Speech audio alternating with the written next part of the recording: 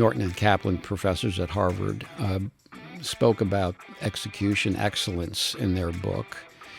80% of companies fail to really realize their strategic plan. And the reason is because they don't execute, they don't complete, they don't follow through. Harder to execute than one might think. And that's the heavy lifting that Correct. really companies really need to do. So for those of you guys that are joining us at Touchstone Talks, we are with Dick Albu, and he's talking about what caused him to develop strategy management and ultimately write the book Mastering Strategy Management.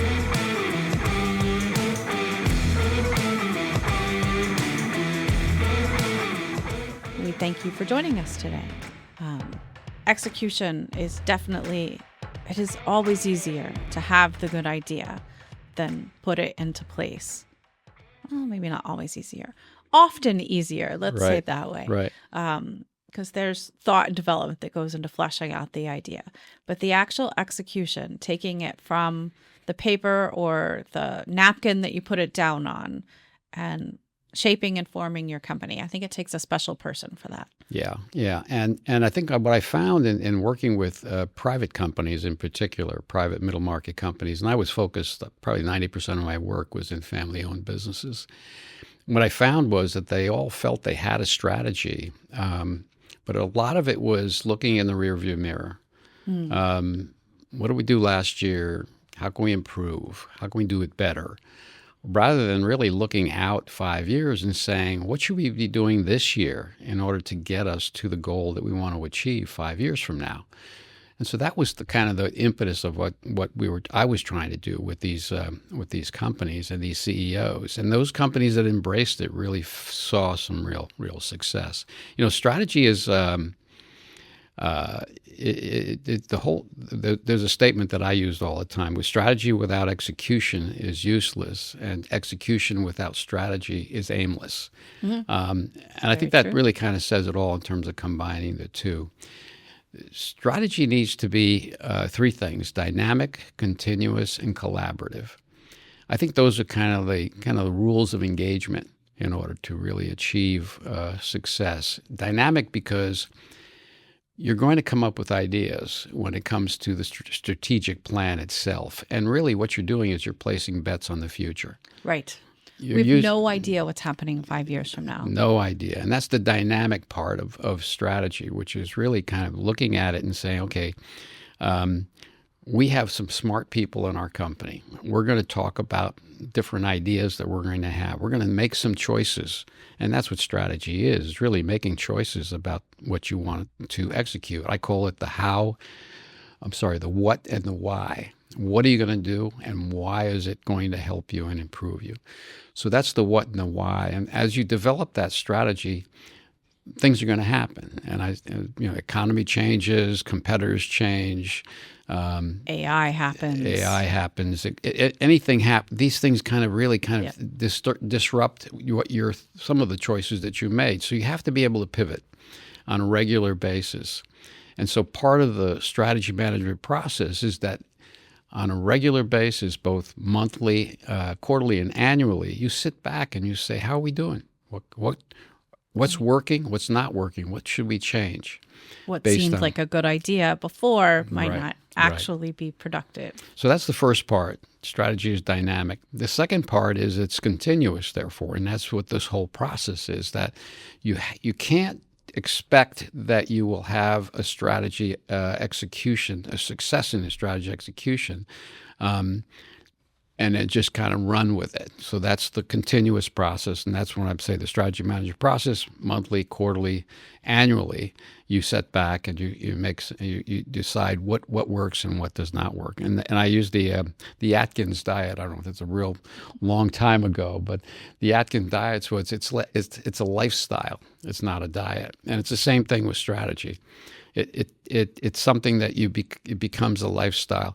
Companies struggle with that, making change like that.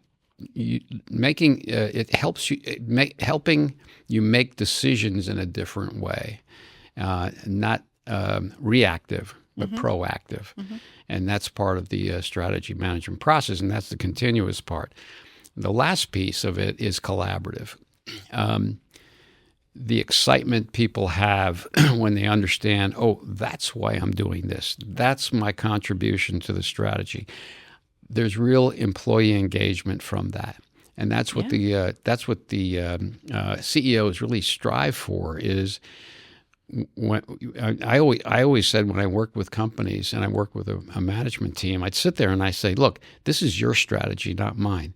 You have to buy into it, and then you have to sell your people on it. Yes, you do. To get them engaged and get them involved and work with them. So it's a process, but I think those are three things that really are important in terms of getting this to the strategy, understanding the dynamic of it, and then making sure that you communicate all the way down the line. Yeah, communication is key to a lot of this. I was sitting with an owner one time, and we were talking about changes he was making. He had come to us and said, I want to sell, but right now I have 1099 employees. So I know I need to have actual employees to have anything to sell. And I said, okay, so let's talk about that. Let's talk about, can you build this into a team and go to W-2 employees, and what changes does that mean? What are you trying to encourage them to do? And he's like, well, they're a whole group of engineers, and I want them to be salespeople. And I was like, oh, well, let's start with, what does the compensation look like? Do they want to do this? Are they motivated? I don't know. Right. He hadn't asked them at all. Yeah. This was going to be kind of his edict. Yeah. And he went, and I said, I think you should start by just sitting down and having a meeting and saying, what is this, what that we want to do? And he was meeting with them individually, and we built the whole program, kind of collectively. And I made the assumption, silly me, that he was having regular meetings as a firm or department or division, or no, not at all. He was talking to each person individually. And I was like, 6 months in, he's like, this is just taking too much of my time.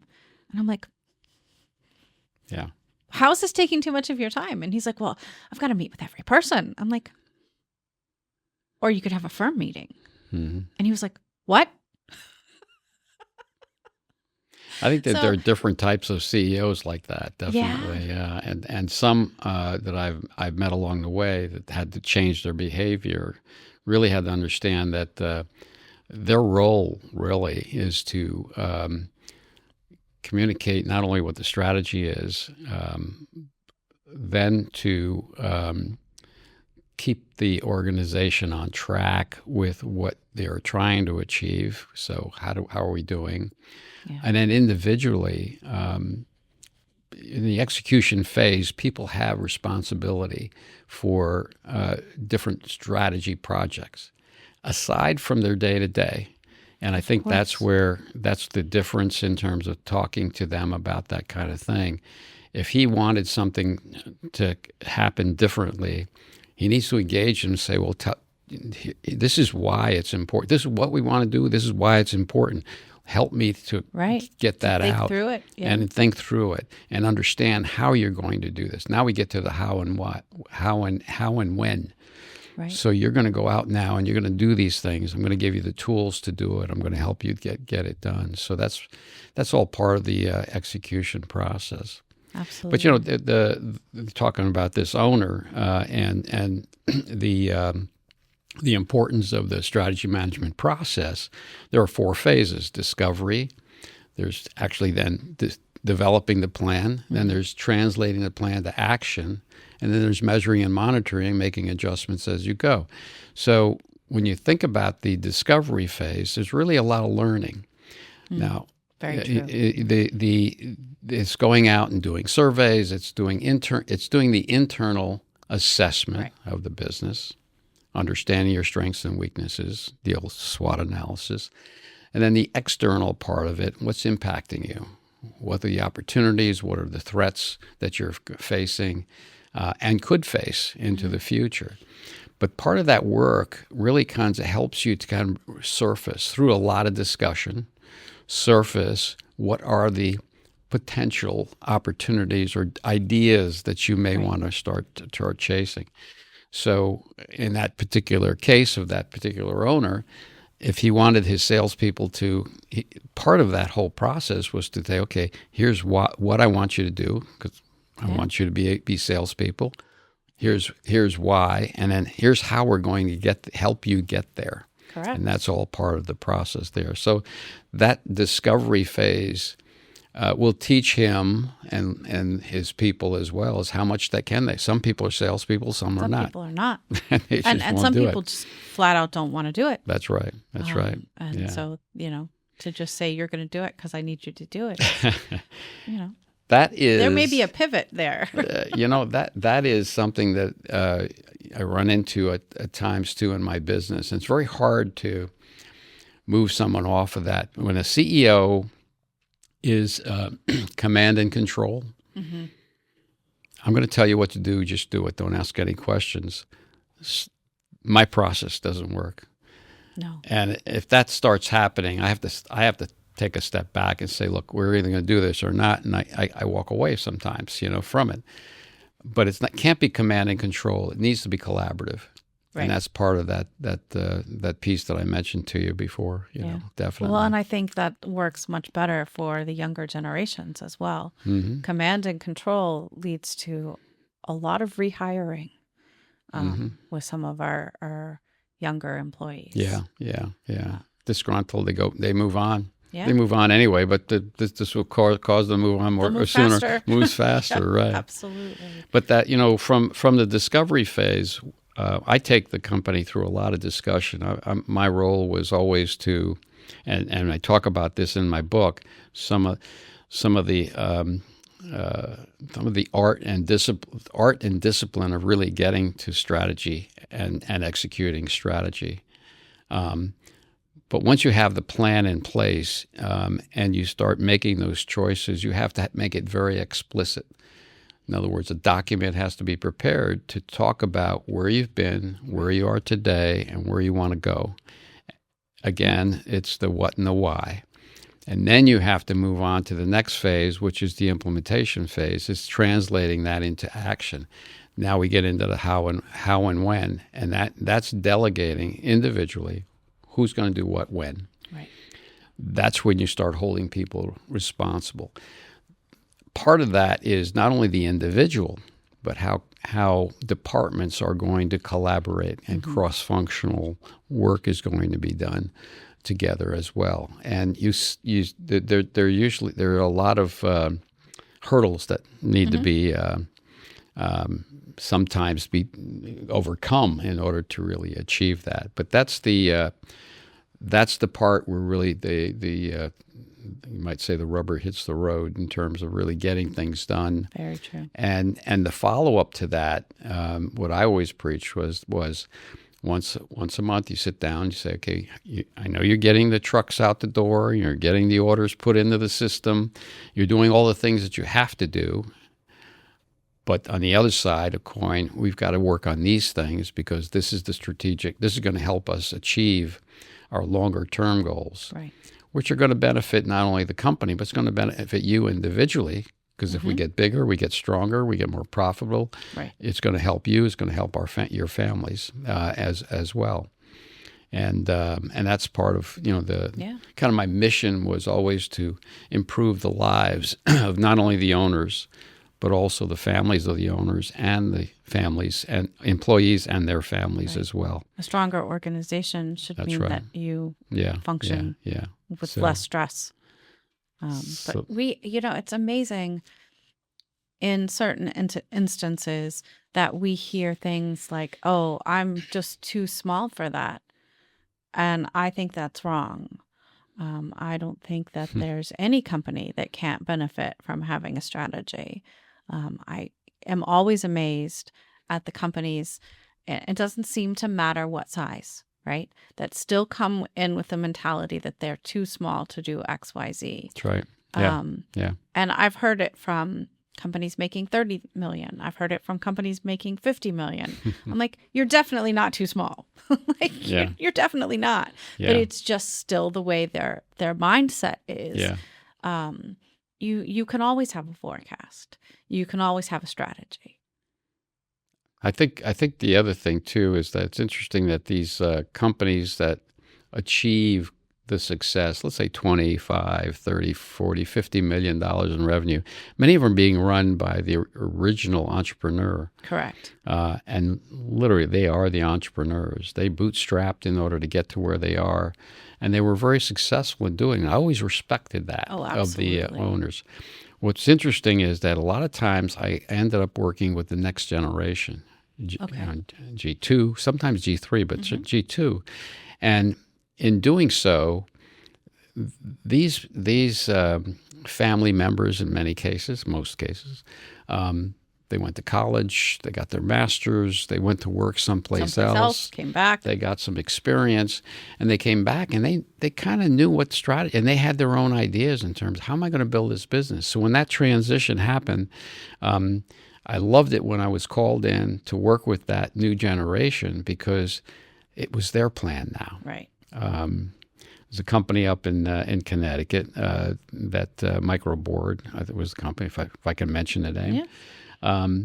Father ran the business, brought it to a tremendous success, I think.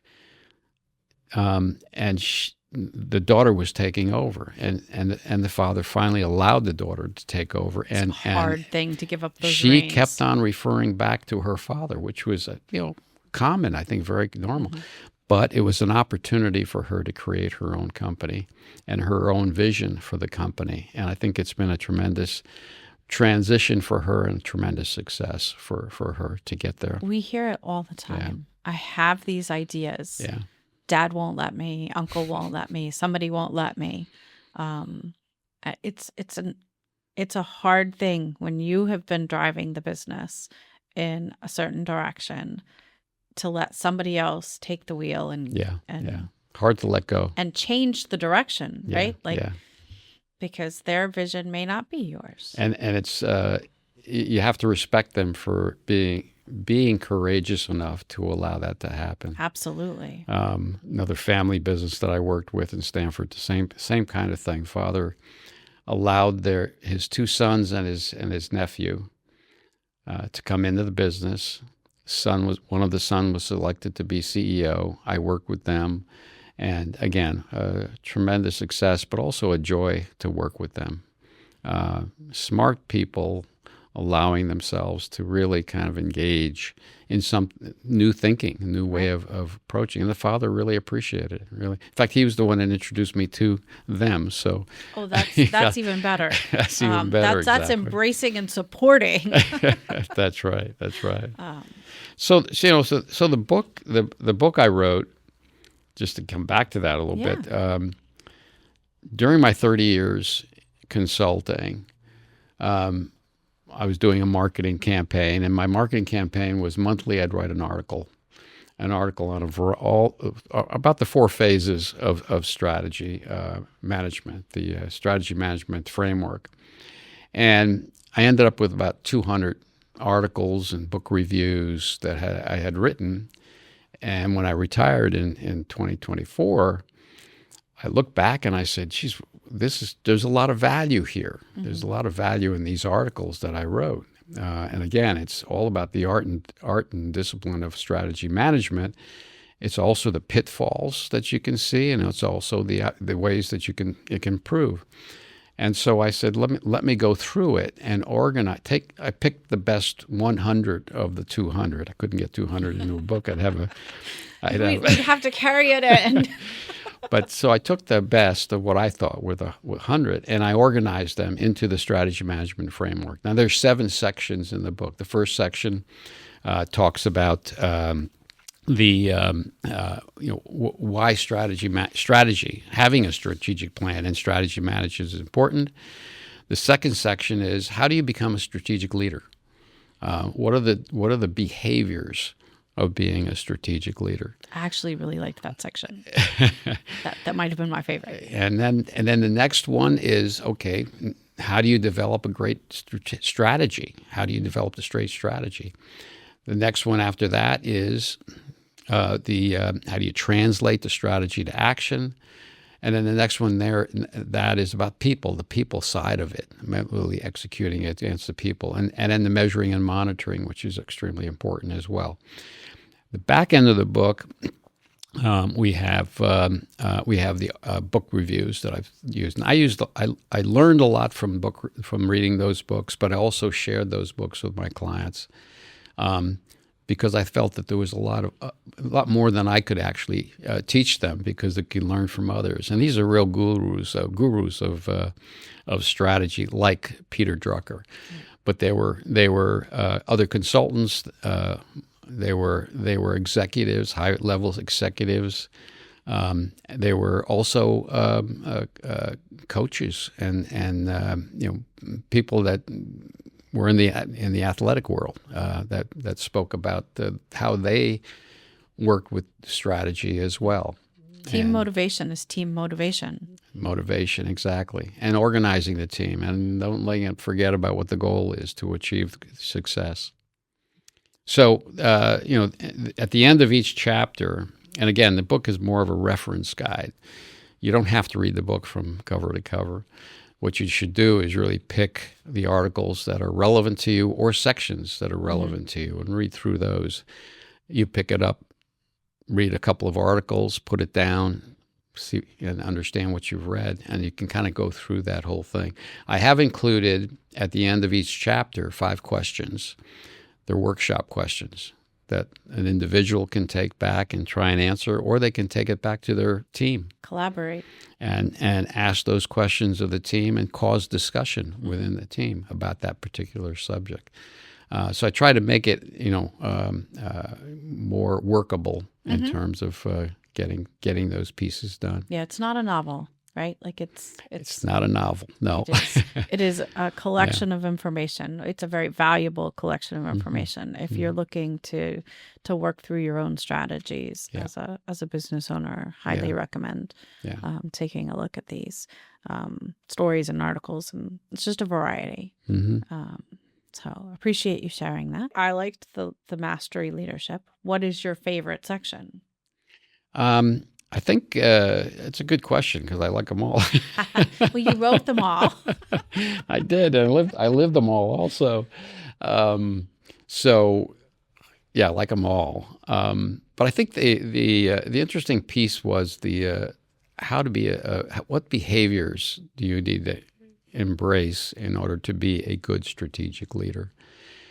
Strategy starts at the top. You can't delegate that. The CEO, the owner, and it's interesting that sometimes I'd go into a company and they say, "Yeah, I'd love to do this, but I'm not going to be involved because I want my people to do it." And I said, "No, I won't start unless you're involved." Yeah, that's a weird statement. They didn't want to impose upon their people, but no, you need to lead this. I don't lead it; I facilitate it. Right. You're the leader of it. You're the one that has to make the final decisions. In the end, you're going to have to make the choices that your team recommends to you during that discussion. You're going to have to implement it too, exactly. Right? Like it falls on, like, that's the whole point of being leader. Right. And I think it's a good practice for companies, owners, to step back and think strategically. I don't think they do it enough, perhaps, because they're so busy. I mean, there's always something going on. There's always a crisis. But to spend time on strategy, and we only have 100% of our time. So what percent of a time should an owner, a CEO, be spending on strategy? Probably 50% of the time. When you get down into the organization, maybe it's 10%, 20%. But I think that's the time element here is extremely important. So again, I talk about that in the book in terms of making those changes, understanding what it takes to really think longer term, to really put a marker out. And I always say 5 years, could be 3 years. Some companies I like 5 years, honestly. Yeah. Like, you have to think bigger picture to hit a 5-year goal. Yeah. If 3 years, it's almost too small. Right. 1 year, like, you're really just saying how much money am I going to make. Right. So, and I think that's an excellent point, because it's transformational. Mm-hmm. If you're looking in the rearview mirror constantly, and making decisions based on that, you're limiting yourself. Mm-hmm. But if you look out and you set a high goal for yourself, then that becomes transformational in the organization. Correct. And it takes time to actually achieve that. Visualize a J curve. When people start executing, the J curve starts out, and you actually lose a little ground first. But once you start getting the traction, you start going up. Correct. And I see that over and over again. That's going down in that J curve is when they start losing a little hope. Right. Saying, well, it feels "Oh, bad. yeah, It feels yeah. bad. This is taking time. I can't do my normal job. I have to Right. write a new process handbook. I right. have to do all this stuff that doesn't feel like I'm accomplishing things. Right. But you have to make it through. You got to work. You got to work through that. You definitely have to work through that. And some people in your organization won't want to change. They just Then they'll will not self-select. accept change. And I always it's kind of true actually. I talk about my rule of thirds. An article in here, rule of thirds. 1/3 of the organization will support you. 1/3 of the organization will fight against you, and 1/3 of the organization will wait to see who wins. That's very true. So you want to make sure you identify those who are really embracing it and making sure you bring people along. Right. But you're going to have to make some changes. Yeah. And you're going to have to bring in new skills and knowledge Yeah. and All the stuff. technology and a lot of things that are happening. Yeah. Interesting, you brought up AI before. AI, I find, I'm doing some pro bono work right now, and in my work, I was not using AI. It wasn't really as relevant as it is today. It's starting to become more and more relevant in companies. It's been like 6 months and it has done heads Amazing. and tails better. It's amazing. But I could plug in questions to AI prior to a discussion in a group and use that to stimulate conversation. Now, it's not the answer, No. but it's amazing how I can bring together some thoughts for them to consider. Yep. And that really it was meaningful for me to see that happen, because otherwise it would happen, but would happen at a slower pace. Correct. And you'd have to really kind of pull it out and bring it up from the bowels of their minds to get them to start talking about things differently. Yeah. So Well, that's it. I remember the first client that we got to the third question, and I went, "These are chat questions." Like they're reading a script. It's like, oh, Yeah. okay then. Yeah, So yeah. it's out there, it's being used, it's getting better, but it's going to change things, and it's going to change. Like you should be thinking, what could be happening 5 years from now? Yeah. I think it'll because- be extremely great for research. Correct. It's extremely useful for the discovery phase of the 4 phases of strategy management framework. At the end, though, you have to still make your decisions, and you still have to drive the organization. Yes, it's not gonna do it for you anymore Not going to do that. No, you still have to rely on your people, yourself, and your people to get things done. correct. Yeah. Correct. It'll just make it look a little prettier, That's a right, little that's right. faster. So the book is available on Amazon, I think. And we'll have if you're joining us on YouTube, it'll be in the links below, and it'll also be linked on our webpage for our podcast. Yeah. So Good. absolutely. Well, thank you, Dick, for joining us. And Thank you for I inviting me. Appreciate it. So I'm going to ask you one question that I ask Sure. everybody unprompted. If you did not do this, if you did not spend your life building strategy, what other career would you go back and do differently? Gosh, probably nothing other than this. When you do it for 30 years, you really kind of get. I love the work that I did. I really did. And I don't know if I could say that I would be anything other than what I did. And I was very fortunate to be able to transition into my own business and work with some wonderful companies along the way, and in particular engaging with family businesses. That really made a difference. I worked with corporations it's a whole different world. It's a whole different way. But the middle market, what I call middle market, 50 to 500 million, in my world. But working with them, it was a real joy. So I didn't answer your question. You didn't. You didn't. You completely avoided my question, just like an excellent consultant. So, well, thank you for joining us. If you're joining us for the first time with Touchtone Talks, please like, follow, and subscribe. And we look forward to seeing future episodes. Thank you.